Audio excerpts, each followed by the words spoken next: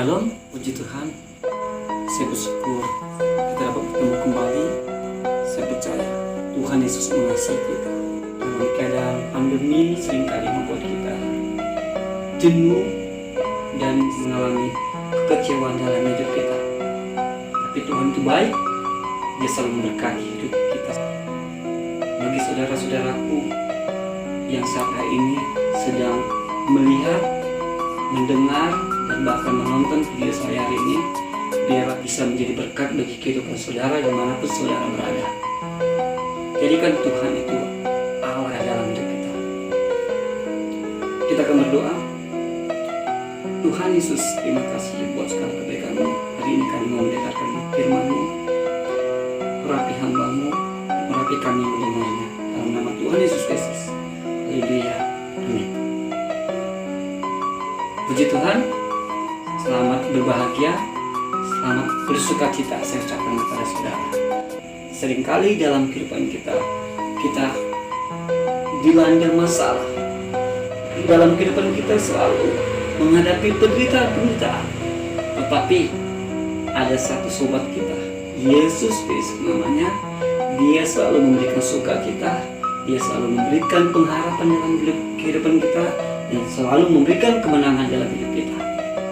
Kita akan membaca Alkitab kita yang Tuhan menjadi renungan kita saat hari ini di dalam Kejadian 35 ayat 1 sampai 29. Baik, agar kita sama-sama membaca Kejadian 35 ayat 1 sampai dengan 29. Allah berfirman kepada Yakub, "Bersiaplah, pergilah ke Betel, tinggallah di situ dan buatlah di situ mezbah bagi Allah yang telah menampakkan diri kepadamu ketika engkau lari daripada Esau kakakmu." Lalu berkatalah Yakub kepada seisi rumahnya dan kepada semua orang bersama-sama dengan dia, "Jauhkanlah dewa-dewa asing yang ada di tengah-tengah kamu. Tahirkanlah dirimu dan tukarlah pakaianmu. Marilah kita bersiap dan pergi ke Betel. Aku akan membuat mezbah di situ bagi Allah yang telah menjawab aku pada masa kesesakanku, yang telah menyertai aku di jalan yang kutempuh." Mereka menyerahkan kepada Yakub segala dewa asing yang dipunyai mereka dan anting-anting yang ada pada telinga mereka. Lalu Yakub menanamnya di bawah pohon besar yang dekat Sikem. Sesudah itu berangkatlah mereka, dan kedahsyatan yang dari Allah meliputi kota-kota sekeliling mereka sehingga anak-anak Yakub tidak dikejar. Lalu sampailah Yakub ke Luz yang di tanah Kanaan, yaitu Betel. Ia dan semua orang yang bersama-sama dengan dia, didirikannya lah mezbah di situ, dan dinamainya lah tempat itu El Betel, karena Allah telah menyatakan diri kepadanya di situ ketika ia lari terhadap kakaknya. Ketika Deborah orang inang pengasuh Ribka mati, dikuburkanlah ia di sebelah hilir Betel di bawah pohon besar yang dinamai orang pohon besar penangisan. Setelah Yakub datang dari Padan Aram, maka Allah menampakkan diri pula kepadanya dan memberkati dia. Firman Allah kepadanya, "Namamu Yakub, dan sekarang namamu bukan lagi Yakub, melainkan Israel. Itulah yang akan menjadi namamu." Maka Allah menamai dia Israel. Lalu lagi firman Allah kepadanya, "Akulah Allah yang Maha Kuasa. Beranak cuculah dan bertambah banyak satu bangsa, bahkan sekumpulan bangsa-bangsa akan terjadi daripadamu, dan raja-raja akan berasal daripadamu. Dan negeri ini yang telah kuberikan kepada Abraham dan kepada Ishak akan kuberikan kepadamu dan juga kepada keturunanmu." Lalu naiklah Allah meninggalkan Yakub dari tempat ia berfirman kepadanya. Kemudian Yakub mendirikan tugu di tempat itu, yakni tugu batu. Ia mempersembahkan korban curahan dan menuangkan minyak di atasnya. Yakub menamai tempat di mana Allah telah berfirman kepadanya Betel. Sesudah itu berangkatlah mereka dari Betel. Ketika mereka tidak dapat jauh lagi dari Efrata, bersalinlah Rahel, dan bersalinnya itu sangat sukar. Sedang ia sangat suka bersalin, berkatalah bidan kepadanya, "Janganlah takut, sebab ini pun anak laki-laki yang kau dapat." Dan ketika ia hendak mengembuskan napas, sebab ia mati, kemudian diberikannya lah nama Ben-Oni kepada anak itu, tetapi ayahnya menamainya Benjamin. Demikian Rahel mati. Lalu ia dikuburkan di sisi jalan Efrata, yaitu Bethlehem. Yakub mendirikan tugu di atas kuburnya, itulah tugu kubur Rahel sampai sekarang. Sesudah itu berangkatlah Israel, lalu ia memasang kemahnya di seberang Migdal Eder. Ketika Israel diam di negeri ini, terjadilah bahwa Ruben sampai tidur dengan Bilha bundi ayahnya, dan kedengaranlah hal itu kepada Israel. Adapun anak-anak lelaki Yakub 12 orang jumlahnya, anak-anak Lea, anak sulung Yakub, kemudian Simeon, Lewi, Yehuda, Isakar, dan Sebulon. Anak-anak Rahel ialah Yusuf dan Benyamin, dan anak-anak Bilha budak perempuan Rahel ialah Dan serta Naftali, dan anak-anak Zilpa budak perempuan Lea ialah Gad dan Asyer. Itulah anak-anak lelaki Yakub yang dilahirkan baginya di Padan Aram. Lalu sampailah Yakub kepada Ishak ayahnya di Mamre dekat Kiryat Arba, itulah Hebron. Abraham dan Ishak tinggal sebagai orang asing. Adapun umur Ishak 180 tahun. Lalu meninggallah Ishak, ia mati dan dikuburkan kepada kaum leluhurnya. Ia tua dan suntuk umur, maka Esau dan Yakub anak-anaknya itu menguburkan dia. Puji Tuhan, kita sudah membaca dari Alkitab kita dari Kejadian 35 ayat 1 sampai 29. Sasaran khotbah saya hari ini bagi pemuda-pemudi dan semua jemaat Tuhan. Penderitaan ataupun masalah itu datang kepada kita jika kita ikut perintah Tuhan. Berkat Tuhan akan dicurahkan kepada kita. Dan tujuan khotbah saya hari ini bagi kita semuanya, jemaat-jemaat Tuhan, khususnya bagi pemuda-pemudi, tetap setia kepada Tuhan, tetap setia mengikuti perintah Tuhan. Judul khotbah saya yang saya ambil hari ini yaitu penderitaan awal dari berkat. Tema khotbah kita hari ini yaitu jangan takut dalam menghadapi penderitaan ataupun masalah, karena itu akan mendatangkan berkat bagi kita. Seringkali kita di saat kita menghadapi masalah ataupun penderitaan, kita sering takut, ya kan?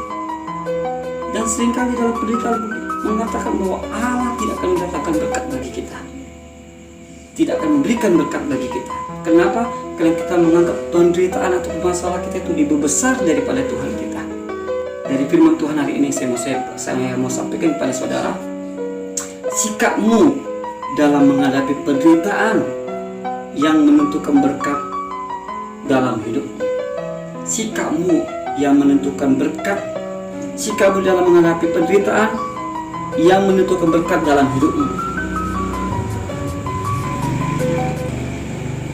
Yang menjadi pertanyaan, bagaimana cara agar di dalam penderitaan kita, agar dalam masalah kita mendapatkan berkat dari Tuhan. Kita tidak mau saat kita aja mengalami penderitaan saja, tapi kita mau sekarang menghadapi penderitaan, dan saat kita sudah selesai menghadapi penderitaan itu, kita mau Tuhan memberkati kita. Ada 3 cara yang saya mau sampaikan kepada saudara, yaitu sebagai pemuda-pemudi dan seluruh jemaat Tuhan, cara agar dalam penderitaan pun kita dapat menerima berkat Tuhan ialah yang pertama, jangan pernah lupakan janjimu kepada Tuhan di saat penderitaanmu, dan jangan pakai yang mendatangkan kecemburuan Tuhan dalam hidupmu. Kejadian 35 ayat 1-4. Jangan pernah lupakan janjimu kepada Tuhan. Penderitaan ataupun masalah seringkali dan hampir setiap kali setiap orang menghadapi, setiap orang mengalami, dan kita pun di saat kita mengalami penderitaan ataupun masalah kita, sering kita mengalami suatu ketertekanan dalam hidup kita. Dan saat itu juga seringkali kita berjanji, dan bahkan kita membuat satu janji kita kepada Tuhan. Kalau Tuhan tolong aku lepas dari penderitaanku ini, aku akan memberikan hidupku kepada Tuhan. Bisa kalau aku lepas dari penderitaanku ini, aku akan memberikan apa yang menjadi kepunyaanku untuk Tuhan.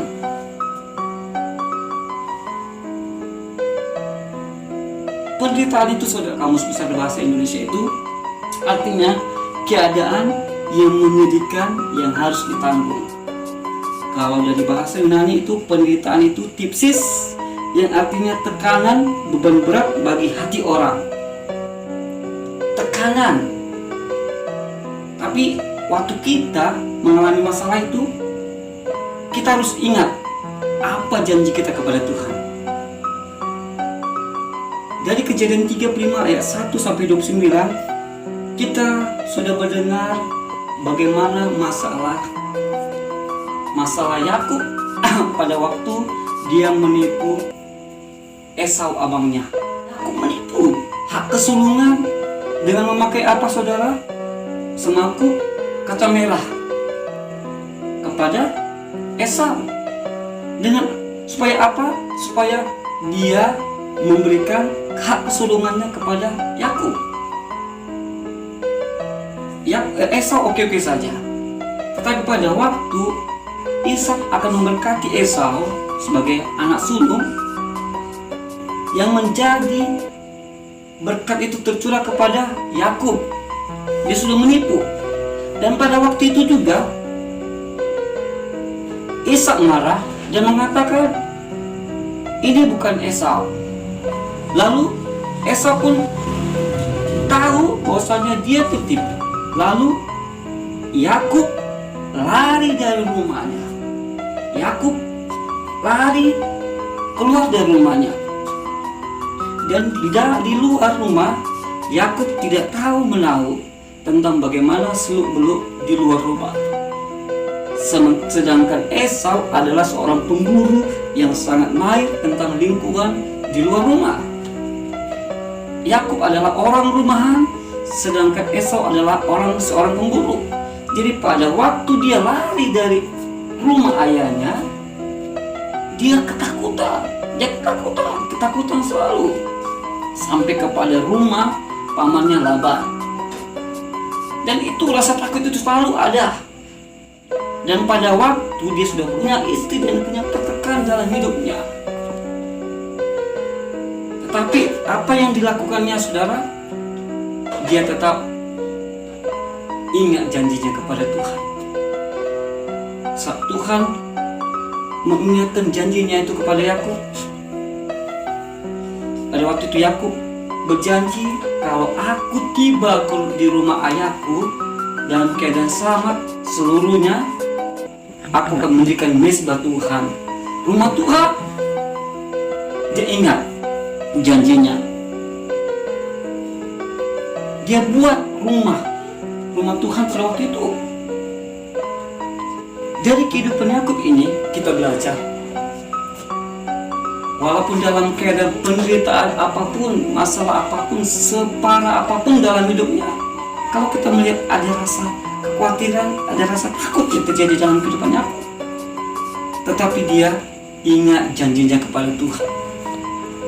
Bagaimana kehidupan kita sebagai orang percaya? Kita harus ingat janji kita kepada Tuhan. Apa janjimu kepada Tuhan saat engkau mengalami penderitaan? Saat engkau menghadapi masalah, ingat janjimu kepada Tuhan.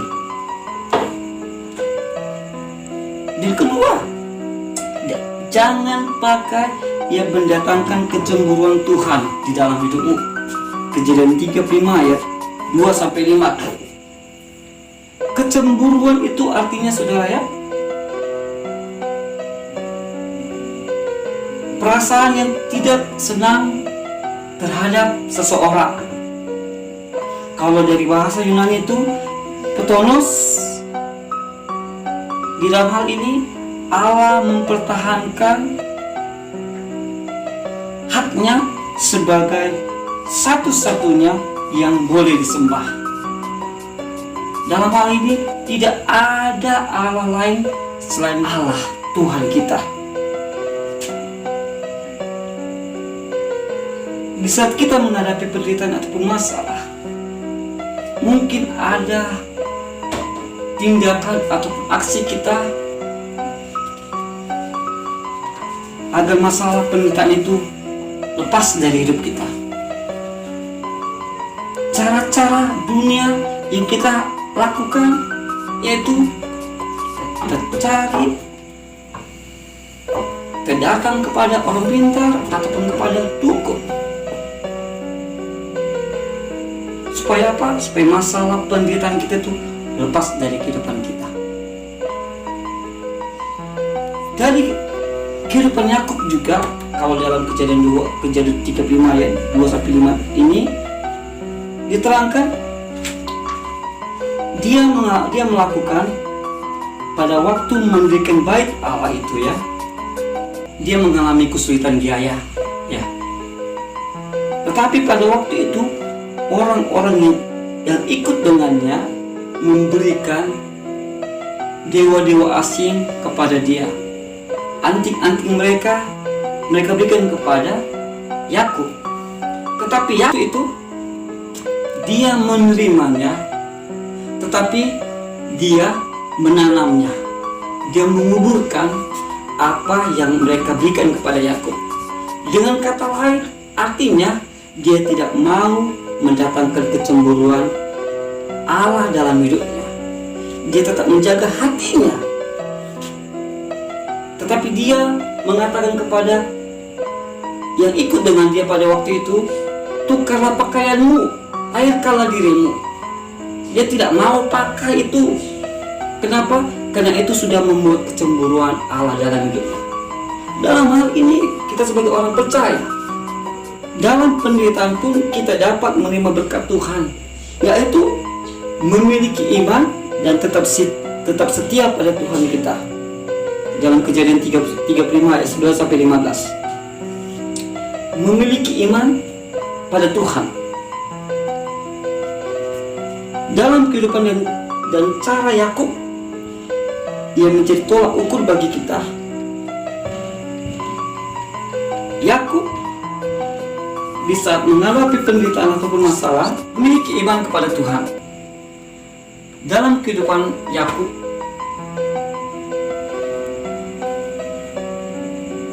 ia menjadi tolak ukur dalam hidup kita.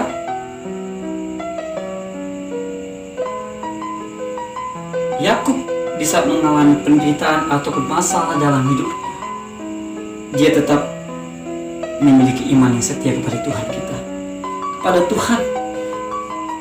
Dia tetap percaya kepada Tuhan. Apa yang menjadi kehendak Tuhan dalam kehidupannya, apa yang menjadi perintah Tuhan dalam kehidupannya, dia tetap percaya. Dia tetap yakin kepada Tuhan. Pada waktu dia dikejar-kejar, dia rasa takut dalam hidupnya. Sebenarnya dari kehidupannya sebagai manusia biasa, sebenarnya dia bisa, ya kan? Percuma saja, aku begini saja. Aku cobalah mencari hal yang lain, mencari cara bagaimana aku bisa lepas dari penderitaan ini. Tetapi itu tidak dilakukannya. Yakub tidak melakukan hal yang tidak mengikuti perintah Tuhan. Tetapi Yakub tetap memiliki iman kepada Tuhan. Bagaimana dengan kehidupan kita, saudara dikasih oleh Tuhan Yesus? Cara ketiga, agar di saat kita mengalami penderitaan atau masalah, berkat Tuhan bercurah dalam kehidupan kita, yaitu tidak mengalami duka cita dan punya sikap bahwa Tuhan akan memberkati secara luar biasa dalam kehidupan kita. Dalam Kejadian 35 ayat 22-29 jelaskan bagaimana Yakub bisa mengalami penderitaan atau masalah. Dia tidak pernah mengalami penderitaan. Bagian pertama tadi, tidak mengalami duka cita. Tidak mengalami duka cita. Dalam kehidupan sehari-hari, di saat kita mengalami penderitaan atau masalah, sering karena penderitaan kita menjadi duka cita. Karena saat kita mengalami penderitaan, kita sering mengalami duka cita, rasa tidak senang, rasa tertekan. sebagai orang percaya, sebagai manusia biasa sama seperti kita juga. Dia juga mengalami penderitaan, dia juga mengalami masalah. Tapi di saat mengalami masalah pun dia tidak duka cita. Istrinya meninggal dan dia pada waktu itu seorang anak kecil yang harus dia rawat. Dan pada waktu itu juga dia mengalami duka cita, ayahnya meninggal, bapaknya yaitu Ishak. Dari peristiwa ini dia mengalami duka cita, merasa tidak senang, merasa tidak enak dalam hidupnya. Tetapi apa yang terjadi dalam hidupnya, Bapak Ibu dan Saudaraku, dia tetap tidak berduka cita dalam hidupnya. Dan kedua, sikap bahwa Tuhan akan memberkatiku secara luar biasa. Tuhan kita lebih besar daripada masalah kita, men. Tuhan kita itu teramat luar biasa dalam kehidupan kita. Masalah kita itu kecil di hadapan Tuhan, penderitaan kita itu kecil di hadapan Tuhan. Tetapi sikap kita, kalau kita selalu menganggap persoalan, menganggap masalah atau penderitaan kita itu lebih besar daripada Tuhan kita tetap tidak akan mendapatkan berkat dari Tuhan. Tetapi kalau kita mengatakan, sikap kita mengatakan bahwasanya Tuhan akan memberkati secara luar biasa dalam kehidupanku, perkataan itu harus ada dalam hidup kita. Jadi di saat mengalami penderitaan seberat apapun dalam hidup kita, kalau kita mengatakan Tuhan akan memberkatiku secara luar biasa, masalah kita, penderitaan kita, Tuhan akan ubah dan Tuhan akan berikan jalan keluar, dan Tuhan akan menjadikan berkat dalam kehidupan kita. Dan penderitaan ataupun masalah itu akan menjadi acuan dalam hidup kita, agar kita bisa melihat kekuatan kita sampai di mana. Kita tahu kelemahan kita, dan kita tahu pada waktu saat kita mengalami penderitaan, kita tahu Tuhan kita itu ada bersama dengan kita. Dengan cara penderitaan itu, Tuhan ingin membuktikan bahwasanya Dia adalah Tuhan yang baik, Tuhan yang penuh kuasa. Dia akan menolong kita. Tetapi kalau kita tidak punya sikap, dan kita tidak mengatakan bahwasanya Tuhan itu akan menolong dan memberkati secara luar biasa dalam kehidupan kita, kalau kita tidak mengatakan itu dalam hidup kita, sia-sia. Kita tidak akan mendapat keberkatan. Tapi sikap kita mengatakan Tuhanku akan menolongku dan akan memberkatiku secara luar biasa, maka penderitaan itu saat kita selesai, Dia akan menjadikan berkat dalam kehidupan kita. Dia akan turut berkat dalam kehidupan kita. Jadi bagi saudara-saudaraku, jemaat-jemaat Tuhan yang saya kasih dalam Tuhan Yesus, pemuda-pemudi, harus katakan dalam masalah kita, dalam hidup kita saat kita mengalami penderitaan, katakan, Tuhanku, Allahku akan memberkatiku secara luar biasa dalam kehidupanku. Dia akan menolongku. Yang harus kita lakukan, saudara, kesimpulannya bagi kita semuanya, yang harus kita lakukan agar berkat, agar saat kita mengalami masalah atau penderitaan, agar tercurah berkat dalam kehidupan kita, yang pertama tadi, jangan pernah lupakan janjimu kepada Tuhan, dan jangan pakai yang mendatangkan kecemburuan Tuhan dalam hidupmu. Yang kedua, milikilah iman kepada Allah dan tetap setia kepada Allah. Dan ketiga, tidak mengalami duka cita dan katakan, Tuhan akan memberkatiku dengan luar biasa. Amin. Ingat, percaya Tuhan akan ubah, dan Tuhan akan pulihkan, dan Tuhan akan berkati hidupmu dan hidup kita semuanya kalau kita taruh iman kita kepada Tuhan. Amin. Terima kasih. Puji Tuhan. Biarlah firman Tuhan ini menjadi berkat bagi kehidupan kita. Tuhan Yesus mengasihimu. Haleluya.